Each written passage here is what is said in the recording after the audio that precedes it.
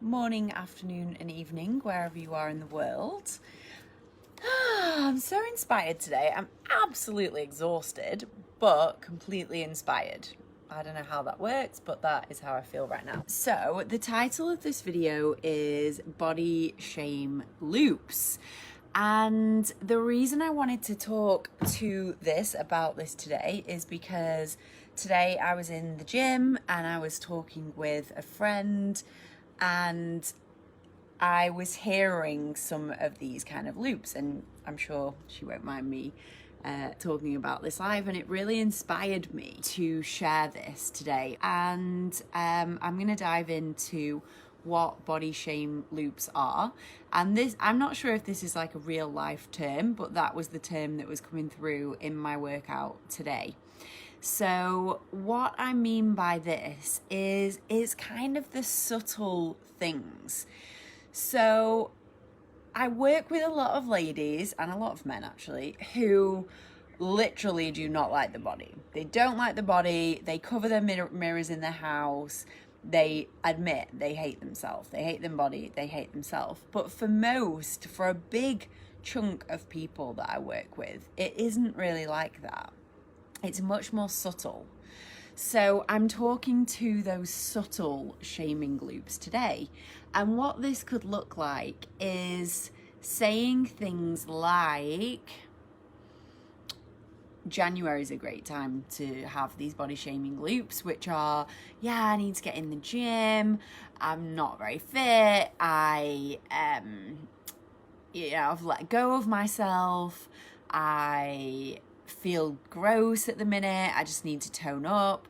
And all of this can be a way to shame ourselves.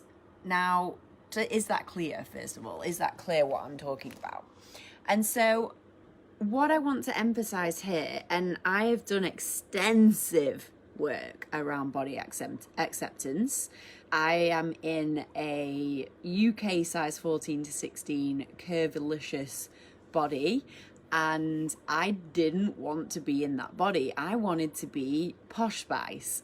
Like, I wanted to be a small, petite, skinny brunette, and I wanted to be thin. And I thought that's what I needed to be loved. And I found lots of evidence that that was true as well. And so when I was in my body shaming, not accepting cycles, I used to yo-yo diet, and I used to say I wished I was someone else, and I used to constantly wish for something that's kind of unachievable. I have done it where I've lost a bunch of weight, and honestly I wasn't happier. So it nearly killed me to lose it, and so I'm in this place of acceptance of my body right now, and not just acceptance, but also like deep love and connection with my body. And this is what I teach. So I'm teaching hundreds and thousands of women this at the moment, and everyone's in different ways. But for me, it used to be those things like wishing I had a different body, never enjoying my body, like numbing out, being on this like yo-yo diet situation, and just not really enjoying my experience in my body. That was the main thing. And so since this has changed, I have realized that loving yourself does not mean you just fuck it all and eat whatever you want, all kinds of shit, fill yourself with shit, don't do any exercise, and totally let go and become a couch potato. No, because that would not be loving yourself. That would be actually abusing yourself. Can you see that kind of little thing? Give me some thumbs if you are seeing that. And actually, when I see influencers being like, fat is happy, and these different body diversity campaigns that are around happiness at any size and all these different things, like some of them I'm sort of on the edge with, because I believe that if we are in the love frequency, that we do want to nourish our body, that we're listening into the inner guidance system that is telling us constantly what we need to eat, what we need to do, how we need to move. And gone are the days where I used to work out like every single day without fail. Like, gone are the days where I would eat meat and veg or fish and veg and this and that, and I wouldn't have any of these food groups and any of that, and I wouldn't have any of this. Gone are the days. Like, those days are gone, thankfully, for me. And what is in its place right now is freedom, food freedom, exercise freedom, but really listening and knowing that my body needs to move to feel my best. And that is self-love to me. And my body will tell me what to eat. My body will tell me what nutrients that I need, and I can trust that. I can trust that cycle. So this is like an advanced, you know, it's not actually difficult. It's what I teach, but it's not necessarily what's going to happen straight away. So one thing that I've seen today is that I was talking to a lady at the gym, and she was saying, I was commenting on how gorgeous her body was. And she was like, I don't feel good. I've signed up to this like January challenge. It's got a diet and workout regime. It's every single day for 60 days. And I was like, oh, you know, why don't you feel good? And my intuition is like reading the whole situation before she's even said anything, but wanting to be curious. And her answer was, compared to how I was a few years ago, you know, I'm bigger now. So immediately I'm like, ooh, comparison. Comparison will fuck you over and slap you on the ass and takes no prisoners. Like, if you are comparing yourself to anybody, including your past self or a future vision of yourself that you think is better than the self that you're in right now, then you are stealing your own joy. So just know that joy and comparison do not coexist. It's one or the other, and you get to choose. And so I was like, oh yeah, comparison will get you. And then also this feeling of, because I live in a larger body than a lot of my friends, and I'm more curvy, and I carry more body fat than a lot of my friends, and I'm at peace with that now. That has been a long journey, long journey. And for more than half of my life, I was not at peace with that, and I never thought I would be, to be honest, because I just didn't want to be that. I wanted to be something different. So one thing that I have noticed is that I'm in a partnership, and my body is his dream body. And my body, that I was rejecting for, let's say, 15 years, say like half of my life pretty much, is the exact thing that attracts the love that I'm feeling right now. So the exact thing that I thought was going to prevent me from ever being loved by myself or others is the exact thing that has attracted the love, because it was based on my body to start with. So I just wanted to share that, because that's profound in my healing journey in my life. And that isn't the first time that's happened. So the first time, one of my other boyfriends from a few years ago, I used to really dislike the inner part of my thigh. It's very curvy, quite chubby, and I used to just wish that I had this thigh gap, you know, when thigh gap was a big thing. And even thinking about that now makes me just like so sad for my past self. But that exact part, guess what was his favorite part of my body when we got together? He was like, just love this part of you. And I was like, isn't that interesting? I've accepted it now, and now that's what's attracting people. Whereas before, I always thought that was repelling people. So yeah, I just want you to think for a moment if the part of you that you are rejecting is actually, could just possibly be the part of you that is going to call in, or has called in, the love of your life. Just for a second, just let that land. And that's what happened to me. And so another thing that I wanted to mention here is about BMI. So has anyone ever gone and had their BMI done and been like, shit, I didn't realize I was obese, or I didn't realize I was technically clinically overweight, or blah blah blah. And all these different scales and things that people have. Who is making these things for a start? Like, what are they based on? Are they taking into account our like bone density? What are they taking in? What are they taking in that? And who is creating them?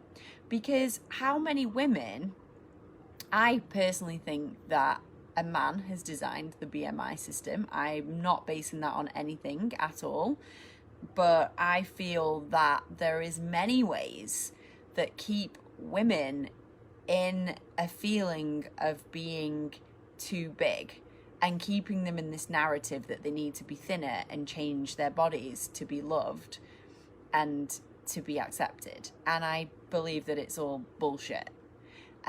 So yeah, I want to go back and say to my past self who stood on those scales in the BMI house and the BMI place in the doctors and was told that I was like overweight, fuck that. I wasn't. Like, I've always worked out. I've always eaten pretty healthily. I used to binge eat, so that was affecting me a bit. You know, there's so many things that make a person healthy, and weight, yes, is part of it, but it's not all of the story. And that was like the confirmation I needed back then to shame myself into thinking I needed to lose weight, which actually, when I look back, I don't feel I needed to lose weight for those times, but I really thought that I did. And so the other thing that I want to mention here, and I've just written a note so I don't forget, is if you've not been working out, or if you've not been eating, you know, your typical diet food, or the food that you think is the best for you to lose weight, then I hear time and time again women especially saying things like, yeah, I'm just not feeling that good about myself at the moment. I'm just not feeling that good in my body at the moment. And sometimes I'm like, are you really not feeling good? Or are you telling yourself you should be, are you shaming yourself for not doing what you said you would do and what you have decided is right for your body? Are you shaming yourself for not keeping to that instead of listening to your body? And I hear it all the time when friends or clients or people in my group say things like, yeah, I just don't feel good in my body. And I'm like, okay, so how does your body feel? Like, do you feel unfit? And they're like, yeah, I feel unfit. I haven't been to the gym for 2 weeks. And I'm like, yeah, but do you really feel unfit? Like, do you feel like you know, you're huffing and puffing when you go up the stairs? Or are you just telling yourself you feel bad because you've not been to the gym? Do you see that, like, subtlety? And also, when we don't eat what we've said is our health things, like, you know, not eating carbs or not eating this or not eating sugar or whatever, and when we just kind of let go for a time and just eat, you know, maybe we go out for dinner and we eat a few different things, or we're really busy and we just stick on some pasta or whatever it is, I hear people then saying things like, I've not been eating very healthy, I'm not feeling good in my body. Are you not feeling good in your body? Like, is your body like, no, we can't have this food? Or is it that you're telling yourself you don't feel good and shaming yourself, like a shame loop over and over again, and that's why your body doesn't feel good, because you're shaming yourself?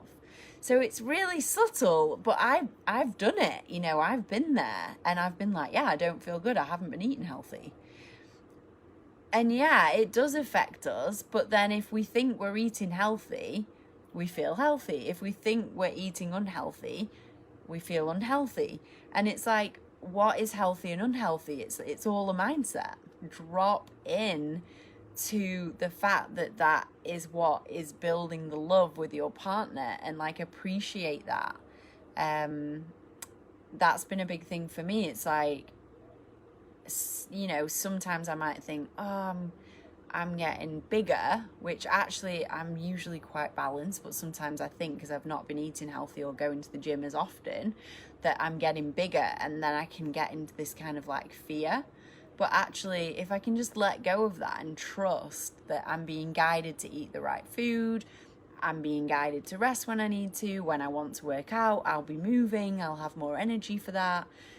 If I can trust my body to tell me, and just drop into the love that's all around me, and that no extra love is going to come from just being thin, because I've proven that to myself in the past. You know, I've been thinner and not felt more love, and I've been thinner and felt more love from myself, and I've been bigger and felt less love, and I've been bigger and felt more love. So it just proves that it's not to do with the weight. And the last thing I want to say on this is, if you have friends who have different body shapes to you, like I live in a house with, how many girls? 1, 2, 3, 4, like 4, 5 girls, and every single one is way smaller than me, considerably smaller, like probably 2 dress sizes smaller. And in the past, and plus all those years of being a model, where most of the models were ridiculously, like very super skinny, and I was the opposite end of the spectrum. And just because I'm different, just because I'm the odd one out, doesn't mean I'm wrong. You know, maybe I'm right, maybe we're both right. Like, there's no right and wrong on body shape anyway. And actually, like I said at the beginning, sometimes this is actually leading us to exactly what we need. And I personally believe that we choose our bodies. We choose our bodies exactly as they are. And our environment that we live in, I believe that we choose that, and to get the exact medicine and the exact situations to take us on our path to evolution. So just a little download there. I hope this is helpful. Let me know in the comments if this is helpful for you, and I will see you all soon. Thank you for listening, and send me some hearts. Love from Bali.